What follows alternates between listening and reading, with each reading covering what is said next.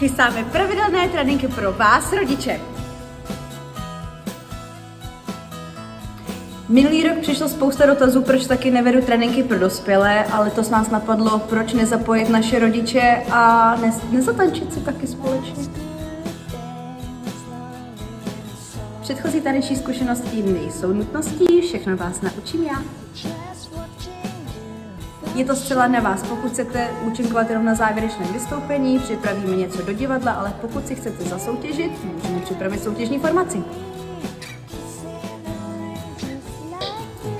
Cestu do studia máte tak jako tak. Budeme se snažit, aby lekce navazovaly na sebe a abyste si pak mohli užít moji lekci a vaše děti i něco nového přiučili.